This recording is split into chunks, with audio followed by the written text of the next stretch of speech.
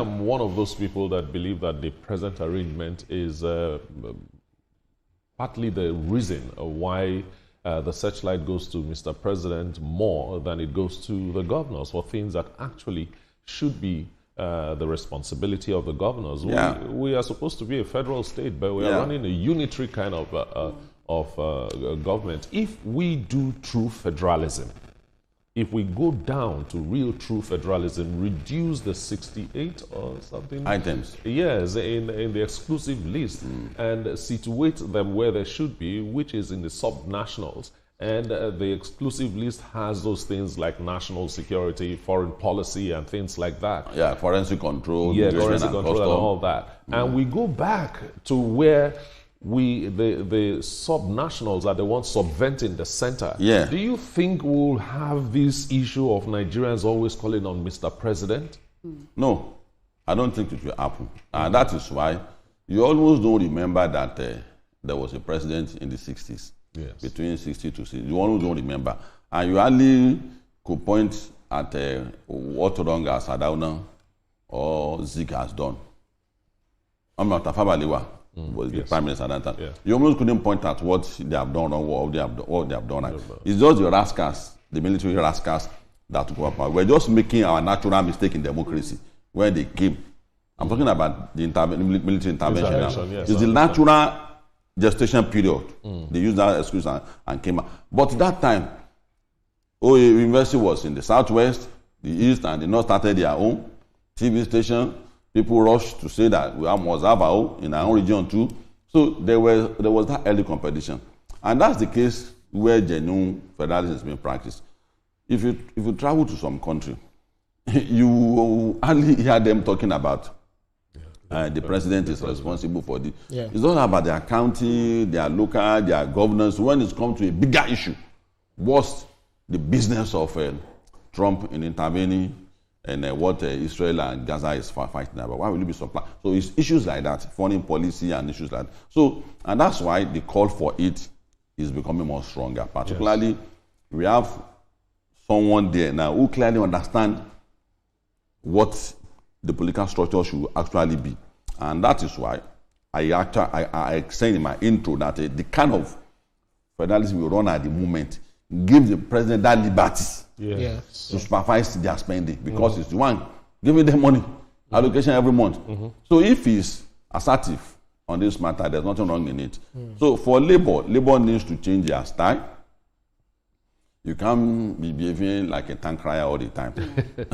You must change your style so that Nigeria will take you serious for the first time. That's right. And we have always been telling them as partners in this struggle that you have to re-strategize so that the governors will know that you meant business. So it's not about protests, about things like that all the time.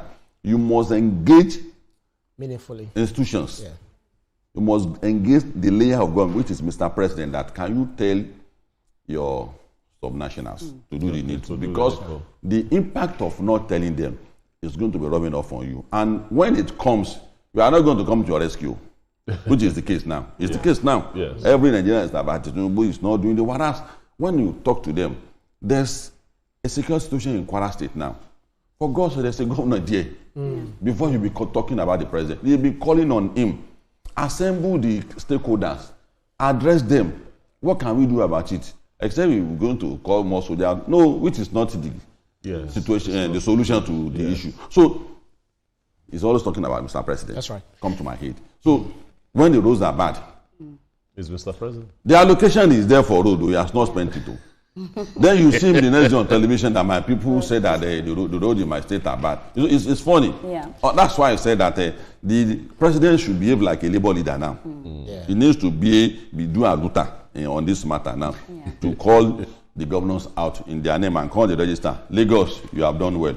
Kano, you have done well. ABC states, you have not done well. It is important for him to do now because production is what determines the prosperity of a nation. If you are not productive as a nation, there's no production, less than 30% of your population is not productive, there's no how the country can prosper. And for people who earn salary that they are not happy about, they can't be productive. At all. They can't be productive. So there are so many things that is attached to it. And apart from even the salaries, there are also things that the governors are supposed to be doing. When you didn't train your staff, they become a liability to you.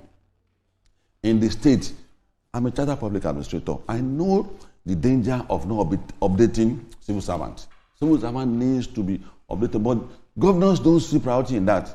Except about 10 states, we took a tabular form of which state trained their staff very well. Lagos stopped the list, though. And it's already stopping the list on the virtual everything. Like Lagos, Rivers, and some other states. And you can see efficiency. So we are not only talking about salary. We are also talking about how to cope with current public administration issue in Nigeria, such that you get their salary.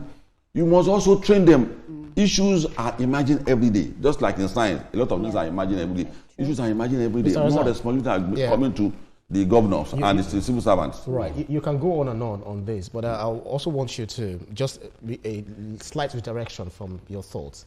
Is that yes, we know that some states are actually living up to expectations since the president has announced, or the federal government has announced, the latest minimum wage, which is 70,000. Lagos State is paying 85,000 naira. Imo State just announced over 100,000 naira, and we also know that Ebonyi is also doing something very meaningfully well. But these are states that are viable. But we talk about Jigawa State that has not even yet publicly announced. Which states are viable? You are getting free money from Abuja, and you don't want to be viable. Lagos State is economically viable when it comes to the internal. I'm heading somewhere. I'm heading somewhere. So if you look at Jigawa State, it has not even publicly announced whether it has adopted the 70,000 naira minimum wage. The same thing with Zamfara. Akwa Ibom is still kind of negotiating and all of that, and some other states. We can go ahead and mention many of these states, but when you see that they are going to the federal government with their begging bowl, with the federal allocation, and then they are not making monies when it comes to internal revenue generation, does that not speak to their viability? When you do not think of any other source of income rather than what you get from the federal government. I thought you wanted to build an escape route for them. and I got your argument and question correctly. Of course, that's the case. The free money the implication is going to end one day. Yes, no help. It's not possible for federal government to keep funding the state.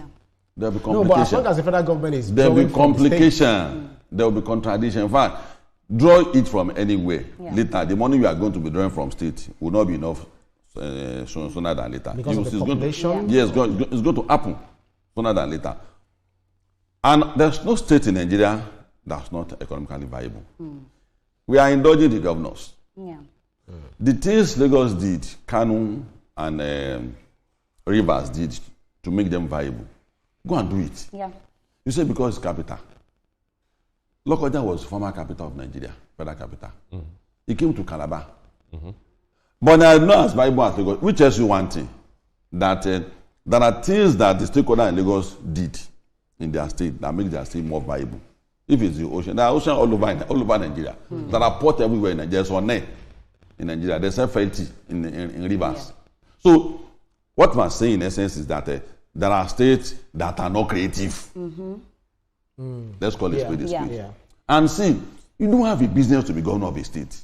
If the only thing you are talking about in how you are going to run your state is the money you are going to get from Abuja 2025, any governor that is still thinking like that, it's not you fit to be the governor of any state. And all the governors that are not paying yet also fall in the category of that list, that they are not fit to be the governor of their state. What do you mean by you are not viable? You are getting free money every month. So it's not an excuse to get. That's why all of us needs to do something about this. We are not going to leave it to only the labor and the civil society and all of us again. The cabinet members, all of us must speak about it. The school children, everybody must speak about it. And the Mr. President, that I can't be giving you money. And at the end of the day, I get blame from the people in your state. I can't. It has to stop. So what you are saying in summary is that we should know that why some other states are trying to follow the trend, the roadmap set by this government and by Nigerians, because we voted for Tinubu based on this manifesto. So the roadmap, all of us believe in it. We should all know that every government that has not paid minimum wage is dragging us back and is responsible for the numerous woes that we're experiencing. That we're experiencing. But let me come